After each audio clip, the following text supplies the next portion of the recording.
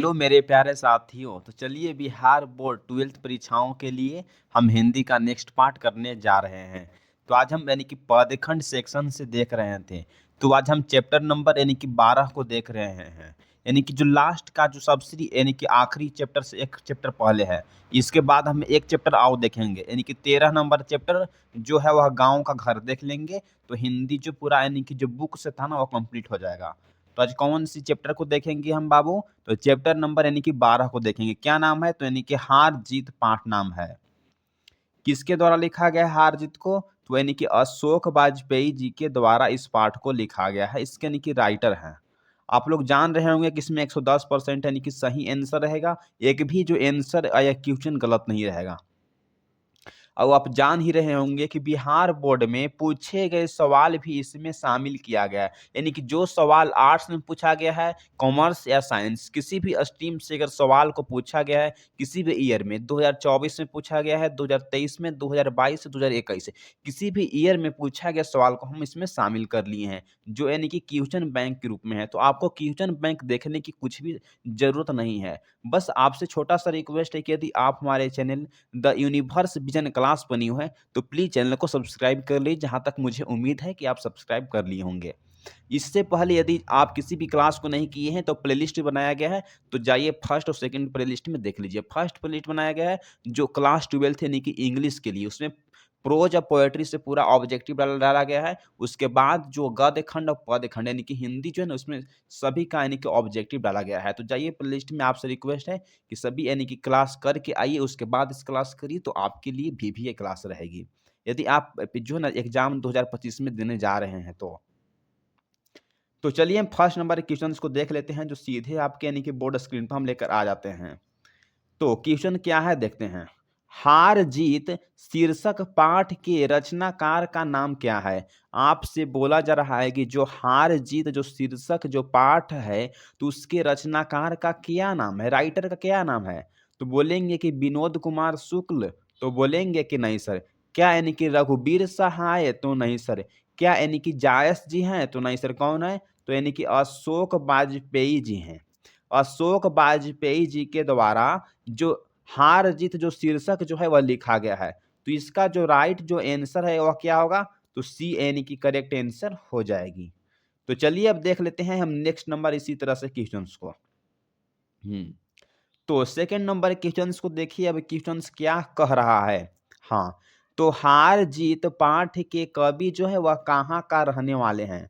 आपसे बोला जा रहा है कि जो हार जीत जो शीर्षक जो पाठ है उसके जो कवि जो राइटर जो है वह कहाँ के यानी कि रहने वाले हैं? क्या यानी कि लखनऊ के रहने वाले हैं? तो बोलेंगे कि नहीं सर। क्या यानी कि छत्तीसगढ़ के रहने वाले हैं? तो नहीं सर। कहाँ के रहने वाले हैं? तो दुर्ग का रहने वाले हैं। तो इसका यानी कि राइट जो आंसर जो है ना वह सी यानी कि करेक्ट आंसर हो जाएगी कि जो हार जीत जो शीर्षक है कि जो कवि जो है वह कहाँ के रहने वाले थे? दुर्ग के। इसको आप यानी कि VVI लिख लीजिए, क्योंकि इसको जो है ना वह कब पूछा गया था? 2000 यानी कि 24 में इसको पूछा गया है। किस स्ट्रीम से? तो यानी कि साइंस और यानी कि कॉमर्स वाला से इस क्वेश्चन को यानी कि पूछा गया था। तो प्लीज़ आप न्यू हैं तो इस चैनल को पर सब्सक्राइब कर लीजिएगा। यदि आपके पास पेन और कलम है तो इसको आप लिख लीजिए अभी भी। हाँ, चलिए तो हम देख लेते हैं अब इसी तरह से नेक्स्ट नंबर के क्वेश्चंस। तो तीसरा नंबर क्वेश्चंस को देखिए क्या कह रहा है। लेखक अशोक वाजपेयी जी का जन्म जो है वह कब हुआ था? आप लोग जान रहे होंगे कि बिहार बोर्ड परीक्षाओं में लेखक का जन्म, निधन और उनका यानी कि कृति हाँ, जो उनका कब यानी कि पुरस्कार दिया गया था, कौन-सी रचना है, ये सब पूछता है। तो ये सब क्वेश्चन्स को आपको याद कर लेना है। क्या 1929 में इनका जन्म हुआ था? तो बोलेंगे कि नहीं सर। क्या 1900 यानी कि 37 में हुआ था? तो नहीं सर। तो इनका जो जन्म जो है वह कब हुआ था? तो 1941 ईस्वी में इस कवि जो है ना अशोक वाजपेयी जी, तो इनका जन्म हुआ था। किनको? तो अशोक वाजपेयी जी का। ये जो है ना आपको याद कर लेना है, कभी भी आपसे बिहार बोर्ड परीक्षाओं में पूछ देगा। तो जितने भी लेखक से रिलेटेड क्वेश्चन है उसको आप एकदम याद करके जाइए। यदि आप खास करके 2025 के एग्जाम देने जा रहे हैं तो क्लास आपके लिए बहुत-बहुत यानी कि VVI क्लास है। हुँ। तो चलिए अब चलते हैं हम नेक्स्ट नंबर के क्वेश्चंस को देख लेते हैं। तो 4 नंबर के क्वेश्चंस को देखिए मेरे बाबू क्या कह रहा है। कवि अशोक वाजपेयी जी ने कहाँ पर रहकर स्वतंत्र लेखन किए थे? आपसे बोला जा रहा है कि जो हमारे अशोक वाजपेयी जी हैं, वह कहाँ पर रहकर स्वतंत्र लेखन के कार्य किए हैं? क्या यानी कि पंजाब में रहकर? तो बोलेंगे कि नहीं सर। क्या यानी कि मध्य प्रदेश में रहकर? तो नहीं सर। क्या वह बिहार में रहकर? तो नहीं। कहाँ? तो वह दिल्ली में रहकर अशोक वाजपेयी जी ने अपने स्वतंत्र के यानी कि कार्य किए हैं। तो इसका जो है वह डी यानी कि बिल्कुल सही आंसर हो जाएगी। क्या होगा? तो डी जो है ना वह करेक्ट आंसर हो जाएगी। क्वेश्चन जो है ना किया है तो वीवीआई है। जितने भी क्वेश्चंस को हम वीवीआई लगा रहे हैं, इस क्वेश्चन आपके लिए एग्जाम में डायरेक्ट टकरेगा। कब? तो यानी कि 2025 में 3 से 4 क्वेश्चन यहाँ से फिक्स्ड रहेगा। तो चलिए अब चलते हैं यानी कि 5 नंबर क्वेश्चंस के हम ऊपर आ जाते हैं, जो सीधे आपके यानी कि बोर्ड स्क्रीन पर आ गया होगा। क्या कह रहा है क्वेश्चंस को देखते हैं। कवि अशोक वाजपेयी जी की रचना हार जीत किस प्रकार की रचना मानी जाती थी? आपसे बोला जा रहा है कि जो हमारे अशोक वाजपेयी जी हैं, उनकी जो हार जीत रचनाओं है वह कैसी रचनाओं है? क्या वह आधुनिक कविता है? तो बोलेंगे कि नहीं सर। क्या वह आधुनिक कहानी है? तो नहीं सर। क्या वह पद्य कविता है? तो नहीं सर। वो क्या है? तो वह गद्य कविता के अंतर्गत आती है। कौन? तो यानी कि हारजित रचना। इसका जो है ना वह डी यानी कि बिल्कुल भी करेक्ट आंसर हो जाएगी। क्या? तो डी जो है ना वह करेक्ट आंसर हो जाएगी। इसको भी आप याद कर लीजिए। कभी भी आपसे बिहार बोर्ड परीक्षाओं में पूछ लेगा कि जो हाँ, यानी कि जो कवि अशोक वाजपेयी जी हैं, उनके हार-जीत कौन-सी रचना है? तो आपको बोलना होगा कि गद्य रचनाएँ हैं। इसको याद कर लीजिए। चलिए स्क्रीनशॉट ले लिए होंगे। नहीं तो वीडियो को पॉज़ करके स्क्रीनशॉट ले लीजिए, जब हम वीवीआई लगवाते हैं तब। हाँ, तो 6 नंबर हम क्वेश्चन्स को देखते हैं। अब क्वेश्चन्स में क्या कह रहा है? इनमें से किस कवि ने ऐसा कहा है, खेत रहने वाले की सूची जो है वह अप्रकाशित है। बोल रहा है कि खेत जो है वह रहने वाले की सूची क्या है? तो अप्रकाशित है। ऐसा जो किस कवि ने कहा है? क्या यानी कि बाल गंगाधर तिलक ने कहा है? तो बोलेंगे कि नहीं सर। क्या हेनरी यानी कि लेपेज ने कहे हैं? तो नहीं सर। क्या अशोक वाजपेयी जी ने कहे हैं? तो बोलेंगे कि बिल्कुल भी सही सर। तो सी जो है ना इसका यानी कि राइट आंसर हो जाएगी कि अशोक वाजपेयी ने ही कहे हैं। क्या कहे हैं? तो खेत रहने वाले जो सूची जो है वह अप्रकाशित है। सी जो है ना बाबू वह करेक्ट आंसर हो जाएगी। तो चलिए अब चलते हैं नेक्स्ट नंबर के क्वेश्चंस के हम ऊपर आ जाते हैं। तो 7 नंबर क्वेश्चन जो सीधे आपके बोर्ड स्क्रीन पर आ गया है देखिए। लेखक अशोक वाजपेयी जी का मूल निवास जो है वह कहाँ पर है? आपसे बोला जा रहा है कि जो लेखक अशोक वाजपेयी जी हैं, तो उनका मूल निवास स्थान जो वह कहाँ पर है? वो कहाँ रहते हैं? क्या उत्तराखंड में? तो बोलेंगे कि नहीं सर। क्या यानी कि बिहार में? तो नहीं सर। क्या यानी कि काशी में? तो नहीं सर।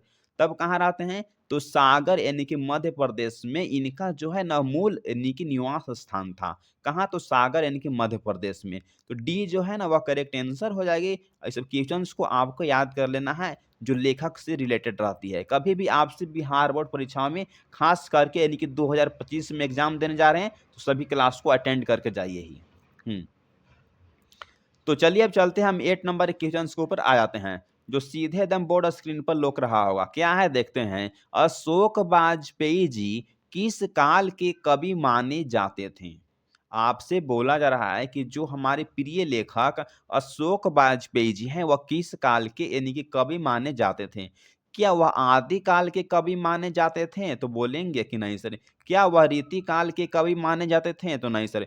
क्या वह आधुनिक काल के कवि हैं? तो बोलेंगे कि सही सर। सी जो है ना वह करेक्ट आंसर हो जाएगी कि जो हमारे जो प्रिय लेखक जो अशोक वाजपेयी जी हैं, वह आधुनिक काल के प्रिय कवि माने जाते हैं। तो इसको भी आप यानी कि लिख लीजिए। इसको जो है ना 2000 यानी कि 23 के परीक्षाओं में पूछा था। 2023 में पूछा था क्वेश्चन को। किसने पूछा था? तो यानी कि कॉमर्स वाले जो स्टूडेंट होते हैं ना, उनसे इस क्वेश्चन को यानी कि पूछा गया था। तो आप हमारे चैनल पर न्यू हैं तो चैनल को सब्सक्राइब करिए। हम सभी जो पूछे गए सवाल को इसमें ला लिए हैं। आपको इस तरह से क्वेश्चन को हम प्रैक्टिस के साथ करवाएँगे कि आपको किसी भी तरह से एग्ज़ाम में दिक्कत नहीं होगा। हुँ। तो चलिए अब चलते हैं 9 नंबर हम क्वेश्चंस को देखते हैं जो सीधे आपके बिहार बोर्ड एग्जाम परीक्षाओं 2025 के लिए ये जो क्वेश्चन जो है ना वो एमवीवीआई क्वेश्चन है। क्या है? तो एमवीवीआई क्वेश्चन है। आपसे कभी भी बिहार बोर्ड परीक्षा में पूछ सकता है। क्या है देखते हैं। हार जीत कविता संग्रह किस कविता से उद्धृत यानी कि लिया गया है? उद्धृत का मतलब होता है लिया गया। जो क्वेश्चन आपको हिंदी में समझ में नहीं आएगा उसको हम कोष्ठ में यानी कि ब्रेक उसका मतलब भी लिख देते हैं कि जो हार जीत जो कविता संग्रह है वह किस कविता से उद्धरण यानी कि लिया गया है। क्या हिंदी साहित्य से लिया गया है? तो नहीं सर। क्या वाद विवाद संवाद से लिया गया है? तो नहीं सर। कहाँ से लिया गया है? कमायनी से लिया गया है? तो नहीं सर। वह जो है ना वह कहीं नहीं वहीं से लिया गया है। इसका जो सी जो है ना वह राइट आंसर हो जाएगी। कहाँ से लिया गया है? तो कहीं नहीं वहीं से लिया गया। इसको आप याद कर लीजिए। इसको जो है ना वो आप याद कर लीजिए अभी भी, क्योंकि आपसे बिहार बोर्ड परीक्षाओं में इस तरह के क्वेश्चन पूछता ही पूछता है। तो चलिए अब चलते हैं हम 10 नंबर क्वेश्चंस के ऊपर आ जाते हैं। तो 10 नंबर क्वेश्चंस के ऊपर हम आ गए हैं दोस्त। देखिए क्या अब कह रहा है, कविता हार जीत किस प्रकार की कविता मानी जाती थी? बोला जा रहा है ना कि जो कविता जो हार जीत है ना वह किस प्रकार की कविता मानी जाती है? क्या वह पद्य कविता है? तो बोलेंगे कि नहीं सर। क्या वह काव्य कविता है? तो नहीं सर। क्या है? तो वह गद्य कविता के अंतर्गत आती है। जो हार जीत जो है ना वह किस कविताओं के अंतर आती है? तो वह गद्य कविताओं के अंतर आती है। आप हम जल्द ही यानी कि देखे थे कुछ क्वेश्चन में। तो चलिए चलते हैं नेक्स्ट नंबर हम क्वेश्चंस के ऊपर आ जाते हैं। तो 11th नंबर क्वेश्चंस को देखिए अब क्या कह रहा है। किस लेखक के रचना जो है वह तत्पुरुष है? इसको आप ग्रामर नहीं समझिएगा। बहुत से जो लोग होते हैं ना स्टूडेंट, इसको एग्जाम में ग्रामर यानी कि समझ के आए थे और क्वेश्चंस को छोड़ दिए थे। तो आपको अब क्वेश्चन जो है ना वह गलत हुआ था। तो ऐसा नहीं करना है। बोल रहा है ना किस लेखक की जो रचना है वह तत्पुरुष है। तो जैसे ही जब ग्रामर का अगर शब्द आने लगे तो समझ जाइए कि वह अशोक वाजपेयी जी हैं। इन्हीं के द्वारा तो लिखा गया है। क्या सुभद्रा कुमारी यानी कि चौहान लिखे हैं? तो नहीं। क्या यानी कि गाइडी मोपासा लिखे हैं? तो नहीं। अरे अशोक वाजपेयी जी ने ही यानी कि तत्पुरुष जो रचनाओं है उसको लिखे हैं। तो क्या होगा? तो यानी कि सी जो है ना वह करेक्ट आंसर हो जाएगी। क्या? तो सी। इसको आप याद कर लीजिए। तत्पुरुष क्या है? तो यानी कि किसके द्वारा लिखा गया है? तो समझ जाइए कि अशोक वाजपेयी जी के द्वारा लिखा गया रचनाओं का नाम है। तो चलिए मेरे दोस्त चलते हैं अब यानी कि 12 नंबर क्वेश्चंस के ऊपर आ जाते हैं। तो देखिए 12 नंबर क्वेश्चन जो सीधे आपके बोर्ड स्क्रीन पर लोक रहा होगा। कवि अशोक वाजपेयी जी के माता का क्या नाम था? आपसे बोला जा रहा है कि जो हमारे प्रिय कवि अशोक वाजपेयी जी हैं, तो उनके माता जी का क्या नाम था? क्या यानी कि डॉक्टर हीरानंद शास्त्री नाम था? तो बोलेंगे कि नहीं सर। क्या यानी कि सुभाष चंद्र बोस नाम था? तो नहीं सर। क्या यानी कि अशोक वाजपेयी नाम था? तो बोलेंगे कि सही सर। कवि अशोक वाजपेयी जी के जो माता का क्या नाम था? तो बोलेंगे कि अशोक वाज इस क्वेश्चन जो है ना वो गलत टाइपिंग हुआ। इसको आप छोड़ दीजिए। इस क्वेश्चन जो है ना छोड़ लीजिए। इस हम नेक्स्ट देखते हैं। 13 नंबर क्वेश्चन को देखिए अब क्या कह रहा है। इनमें से कौन सी कविता संग्रह अशोक वाजपेयी जी की है? आपसे बोला जा रहा है कौन सी ऐसी कविता संग्रह है जो इनके द्वारा लिखा गया है? किसके द्वारा? तो अशोक वाजपेयी जी के द्वारा। तो देखते हैं तो इतिहास और आलोचना क्या इनके द्वारा लिखा गया है? तो नहीं सर। कविता के नए प्रतिमान क्या इनके द्वारा लिखा गया है? तो नहीं सर। गांव का घर क्या इनके द्वारा लिखा गया है? तो नहीं सर। तो इनके द्वारा क्या लिखा गया है? इबारत से गिरी मात्राएँ। ये जो है ना वह किनके द्वारा लिखा गया है? तो अशोक वाजपेयी जी के द्वारा इस यानी कि लिखा गया है। तो जो VVI है किसके लिए है? यदि आप 2025 में एग्ज़ाम हॉल में बैठने जा रहे हैं बिहार बोर्ड यानी कि 12th के लिए, तो आपके लिए जो क्वेश्चन है ना बहुत काम करेगा, बहुत काम करेगा। तो प्लीज़ चैनल पर न्यू हैं तो चैनल को सब्सक्राइब करके रखिए। हम जो है वह जल्द ही आपको 200 प्लस क्वेश्चन का यानी कि प्रैक्टिस सेट देंगे, जो वह फ्री में देंगे, जो आपको किसी भी यूट्यूबर नहीं देगा। हाँ, तो चलिए हम चलते हैं इनके 14 नंबर क्वेश्चंस को यानी कि देखते हैं। क्या कह रहा है? शीर्षक हार-जीत पाठ में मशक वाला क्या कर रहा है? आपसे बोला जा रहा है ना कि जो मशक वाला है वह क्या कर रहा है? कौन-सी पाठ में? तो हार-जीत पाठ में। क्या वह गीत गा रहा है मशक वाला? तो बोलेंगे कि नहीं सर। क्या वह पानी पी रहा है? तो नहीं सर। क्या वह खेत को सींच रहा है? तो नहीं सर। जो मशक वाला है ना वह सड़क को सींच रहा है। सी जो है ना वह करेक्ट आंसर हो जाएगी।